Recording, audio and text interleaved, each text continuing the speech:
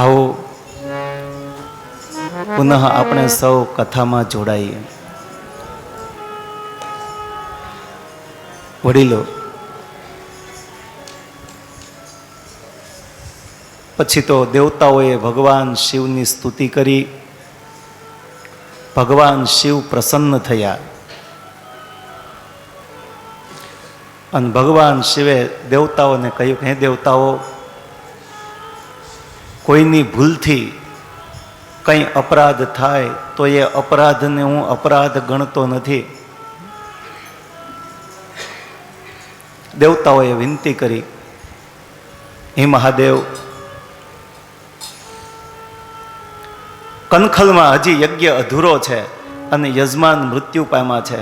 હે બાપજી, આપ કૃપા કરશો તો યજમાન સજીવન થશે અને યજ્ઞ પૂર્ણ થશે. દેવતાઓની વિનંતીથી ભગવાન શિવ કૈલાસ પર્વત ઉપરથી અહીંયા કનખલમાં પધાર્યા અને દક્ષ માટે પધાર્યા છે.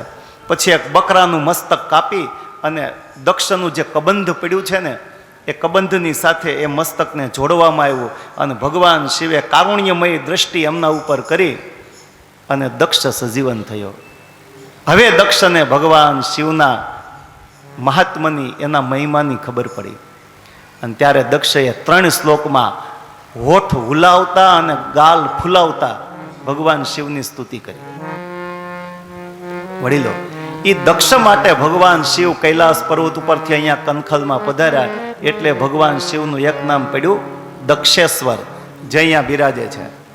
બોલો દક્ષેશ્વર મહાદેવ કી જય. તો પુનઃ દક્ષ સજીવન થયો અને યજ્ઞની શરૂઆત થઈ. ભૃગુ ઋષિએ યજ્ઞનું બીડું હોમ્યું. એ સમયે ભગવાન યજ્ઞ નારાયણ પ્રગટ થયા. બોલીએ યજ્ઞ નારાયણ દેવ કી જય. યજ્ઞ નારાયણ પ્રગટ થયા. એણે સૌ દેવતાઓને એમ કહ્યું કે કોઈ દેવતાઓએ શિવ અને વિષ્ણુમાં ભેદ જુઓ નહીં. હું જ બ્રહ્માના રૂપમાં આ સૃષ્ટિનું સર્જન કરું છું, હું જ વિષ્ણુના રૂપમાં સમગ્ર સૃષ્ટિનું પાલન પોષણ કરું છું અને હું જ શિવ સ્વરૂપે આ દુનિયાનો સંહાર કરું છું. એટલે વડીલો, શિવ અને વિષ્ણુ આ બંને દેવોમાં ક્યારેય ભેદ જુઓ નહીં. આજે આપણામાંથી ઘણા લોકો છે ને શિવ અને વિષ્ણુમાં ભેદ જુએ છે. વિષ્ણુ ભક્ત હોય ને એ શિવનું નામ ન લે અને શિવ ભક્ત હોય એ વિષ્ણુનું નામ ન લે. પણ નહીં વડીલો, આવું ક્યારેય કરવું નહીં. કારણ કે શિવ એ વિષ્ણુના ઉપાસક છે ને વિષ્ણુ એ ભગવાન શિવના ઉપાસક છે. બંને એકબીજાના ઈષ્ટ છે. એટલે ક્યારેય બંનેમાં ભેદ જુઓ નહીં. ભગવાન રામે જ્યારે સમુદ્ર ઉપર સેતુ બાંધવો હતો એ સમયે સૌ પ્રથમ સમુદ્રના કિનારે શિવલિંગની સ્થાપના કરી. એમનું નામ રામેશ્વર, તમે તો સૌ જાણો છો.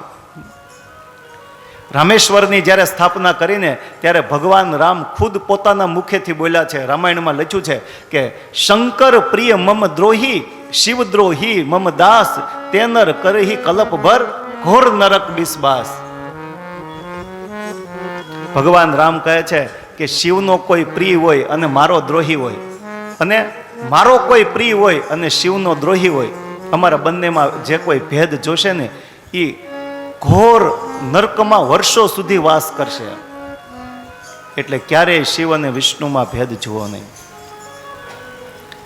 આટલી કથા વડીલો ભાગવતમાં આપવામાં આવી છે. પછી અહીંયાથી આગળ કથા તો રામાયણમાં છે, પણ આ તો વિદુરનો પ્રશ્ન હતો કે સતીએ દેહ શા માટે ત્યાગ્યો, એટલે મૈત્રેય મહારાજે ઉત્તર આપ્યો છે. પણ પછી ત્યાંથી આગળ રામાયણમાં કથા છે કે સતી મરત હરિસનબર માંગા, જનમ જનમ શિવ પદ અનુરાગા, તેહિ કારણ હિમગીરી ગૃહ જાઈ, જન્મી પાર્વતી તનુ પાઈ.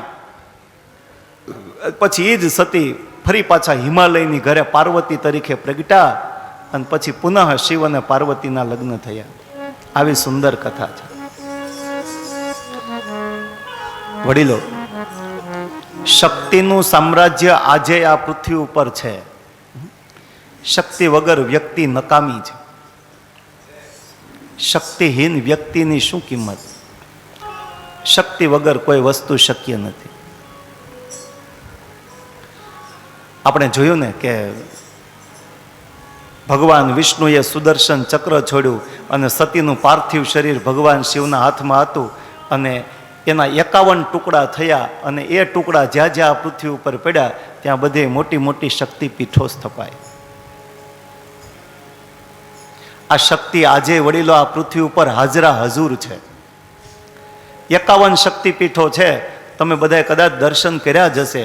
બધી શક્તિપીઠના નહીં પણ અમુક મુખ્ય મુખ્ય જે શક્તિપીઠો છે એના દર્શન તો કર્યા જ હશે.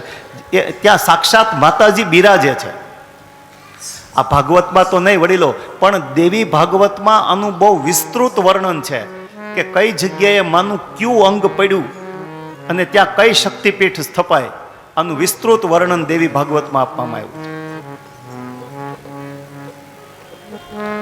વડીલો, આપણામાંથી ઘણા વ્યક્તિ એવા છે કે જે હજી ભગવાન પ્રત્યે અંધશ્રદ્ધા ધરાવે છે અથવા તો નાસ્તિકતા ધરાવે છે. ભગવાનનું સામ્રાજ્ય આ પૃથ્વી ઉપર છે જ નહીં, ભગવાન જેવી કોઈ વસ્તુ જ નથી. પણ નહીં વડીલો, પરિબ્રહ્મ પરમાત્મા આજે આ પૃથ્વી ઉપર છે જ. આજે આ પૃથ્વી ઉપર વડીલો અમુક એવા કાર્યો થાય છે જે આપણી બુદ્ધિમાં ઉતરતા નથી અને આપણી બુદ્ધિ અટકી જાય ત્યાંથી પછી શ્રદ્ધાની શરૂઆત થાય છે. આ મેં તમને 51 શક્તિપીઠની વાત કરીને વડીલો, એમાંની એક શક્તિપીઠ છે અહીંયા હિમાલયની બાજુમાં જ્વાલા દેવી. તમે કદાચ દર્શન કર્યા હશે. આ જ્વાલા દેવીની પીઠ છે ને ત્યાં માતાજીની જીભ પડી છે. આજે ત્યાં આ જ્વાલા દેવીની પીઠ છે ને ત્યાં તો પછી આ જે રાજા થયા એણે મંદિર બનાવ્યું, નહીતર ત્યાં કોઈ મંદિર હતું નહીં. ત્યાં એની મેળાએ અગ્નિની જ્વાલા જલે છે અને 9 જ્યોત જલે છે. કેટલી? 9. એમાં નથી દિવેલ પૂરવું પડતું કે નથી ઘી કે નથી તેલ, કોઈ વસ્તુ પૂરવી પડતી નથી. એની મેળાએ 9 જ્વાલા જલે છે. આજની તારીખમાં પણ એ જ્યોતિ સળગે છે. આપણા પૂર્વમાં કેટલાય રાજાઓ થયા, એમાંથી એક જેનું નામ બધાએ સાંભળ્યું હોય એનું નામ અકબર. અકબર જે થઈ ગયો એણે એ જ્વાલાને બુઝાવવાની કોશિશ કરી. કારણ કે બધા વ્યક્તિને તો સમજવામાં ન આવે કે આ વસ્તુ શું છે. વિચારો, અકબર તો ઠીક, અકબર થયો એની કથા છે, તમે જોજો. અકબરે એ જ્યોતને બુઝાવવા માટે કેટલું પાણી નાખ્યું ઉપર, પણ જ્યોતને બુઝાવી નહીં શક્યા. આખીરમાં એક નદીની નહેરને આખી એ જ્વાલા ઉપર વાળી દીધી. આખી નદીની એ નહેર ઉપરથી ફરી ગઈ, પણ છતાં એ જ્વાલા એ બુઝાણી નહીં. આજની તારીખમાં પણ હજી જ્વાલા જલે છે. પણ એ તો બધું બરાબર, એ તો વર્ષો પહેલા થઈ ગયું. પણ અત્યારના સમયમાં આ ઓઇલ ફેક્ટરી વાળા, જેનું નામ મેં તમે સાંભળ્યું છે, ONGC. આ ONGC વાળાએ આજે આ હિમાચલ પ્રદેશનો જે એની મેલાએ જ્વાલા જલે છે ને એ વિસ્તારમાં એણે એવું નક્કી કર્યું કે અહીંયા કાંઈક નીચે જમીનમાં ઓઇલ હશે એટલે આ જ્વાલા જલે છે. એ ભાગને કેટલાય વિસ્તારમાં ખોદી નાખ્યો, પણ જ્યાં કાંઈ એને ઓઇલ મળ્યું નહીં. એ ખોદકામ કરવામાં આવ્યું તોય આજની તારીખમાં એ જ્વાલા જલે છે. આ બધી બનેલી સત્ય ઘટના છે વડીલો. હું તમને જે આ કહું ને આ બાબતમાં તમને ગમે ત્યારે શંકા થાય ને ત્યારે તમે બધા તમારા ખીચામાં સ્માર્ટફોન રાખો જ છો, એમાં YouTube ખોલી અને લખજો જ્વાલા દેવી, એટલે તમને આખો ઇતિહાસ જોવા મળશે. વડીલો, એક એક પ્રસંગો, એક એક ઘટનાઓ આ દુનિયામાં આ પૃથ્વી ઉપર એવી ઘટે છે કે આપણે માનવું પડે કે ના, ખરેખર ભગવાન છે. અમુક વસ્તુ આપણી બુદ્ધિમાં ઉતરતી નથી કે આમ કેમ થાય છે. એ તો બધું બરાબર, પણ તમે સૌ જગન્નાથપુરીની યાત્રાએ ગયા હશો. જગન્નાથપુરી કોણ કોણ ગયું છે? ઘણા બધા જગન્નાથપુરી ગયા છે. તમે જોજો, જગન્નાથપુરીના મંદિર ઉપર જે ધજા છે ને એ આજની તારીખમાં પણ સામે પવને ફરકે છે. આ વાત ઉપર તમને વિશ્વાસ ન આવતો હોય તો જે વ્યક્તિ ગયા છે એને તમે પૂછજો. નહીતર હવે આમથી આમ પવન વહેતો હોય બરાબર, તો ધજા આમ ફરકવી જોઈએ ને, પણ નહીં, એ પવનની સામે પવને ધજા ફરકે. બીજું, તમે ઉજ્જૈન જાઓ. ઉજ્જૈનમાં કાલ ભૈરવનું મંદિર છે. આજની તારીખમાં પણ એ કાલ ભૈરવ બાબા, તમે ત્યાં દારૂ વેચાતી મળે, એ મદિરા લઈ અને તમે એ મદિરાને પાત્રમાં નાખીને પાત્ર આમ કાલ ભૈરવને સમર્પિત કરો ને એટલે કાલ ભૈરવ દાદા તમારી નજર સામે એ દારૂ પી જાય. આમાં પણ ઘણી તપાસ થઈ હો વડીલો. એક વ્યક્તિએ વિરોધ કર્યો આનો અને સરકાર તરફથી પરવાનગી લઈ અને એની આજુબાજુમાં ખોદકામ કર્યું. 1 મહિના સુધી ખોદકામ કર્યું કે આ દારૂ જાય છે ક્યાં. આખીરમાં એને કંઈ સમજાવવામાં ના આવ્યું ને ત્યારે એ વ્યક્તિ ભૈરવ દાદાનો ભક્ત બની ગયો. આવા દુનિયામાં અનેક પ્રસંગો છે કે જે આપણી બુદ્ધિમાં ન ઉતરે કે આમ કેમ થાય છે. અમરનાથની ગુફામાં એની મેળાએ શિવલિંગ થાય છે. એ શિવલિંગ કોઈ બનાવતું નથી વડીલ, પણ આપણને ન સમજવામાં આવે. અમરનાથ એ અમરનાથ છે વડીલ. અમરનાથની સુંદર કથા છે. મારે તમને ઘણી કથાઓ કેવી છે, પણ હવે મારે કેટલું કેવું એમ બરાબર છે. આજ આપણે જે કથા કરીએ ને એ 2 સત્રની કથા હોય ને તો બીજા દિવસની કથા છે. આજે આપણે 3જો દિવસ છે, આમ ગણો તો ડબલ કથા ગણો તો 6થો દિવસની કથા થાય. પણ છતાંય શિવના સાનિધ્યમાં બેઠા છીએ. તમે સૌ કદાચ અમરનાથ કોણ કોણ ગયું છે? વાહ, ઘણા બધા વ્યક્તિ ગયા છે અમરનાથ. વડીલો, આ અમરનાથની કથા હું તમને 5 મિનિટમાં સમજાવીને મારે 11:30 થયા, 12:30 તો કથા ક્યાંય પહોંચાડવી છે. જુઓ, અમરનાથની કથા એવી છે વડીલો કે એક વખત ભગવતી પાર્વતીએ ભગવાન શિવને પ્રશ્ન પૂછ્યો કે નાથ, મારું મૃત્યુ થાય છે અને જન્મ થાય છે અને તમે અજર અમર છો, તો તમે અમર છો એનું કારણ શું? એટલે ભગવાન શિવે પાર્વતીને કહ્યું કે દેવી, જે વ્યક્તિ અમર કથા સાંભળે ને એ અમર થઈ જાય.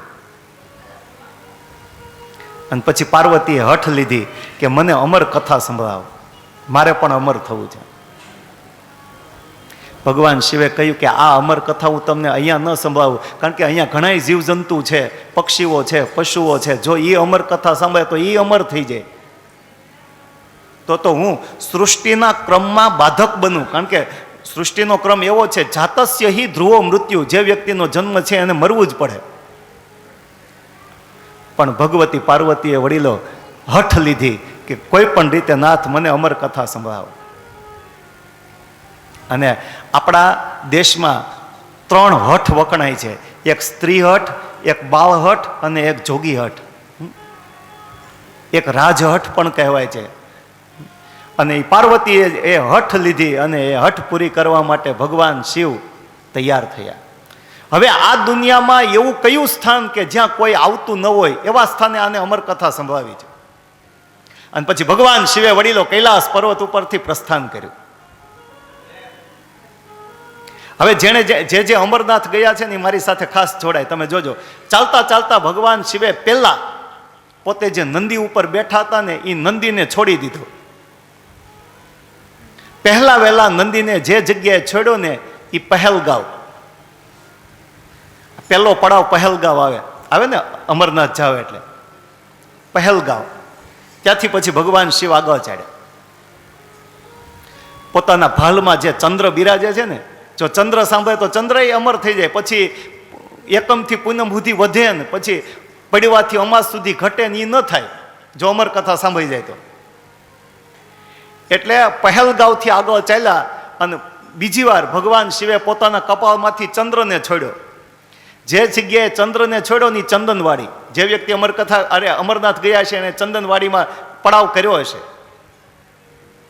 પછી ચંદનવાડીથી આગળ આવ્યા અને ભગવાન શિવે પોતાના મસ્તક ઉપર જે જટા વહે છે એને છોડી.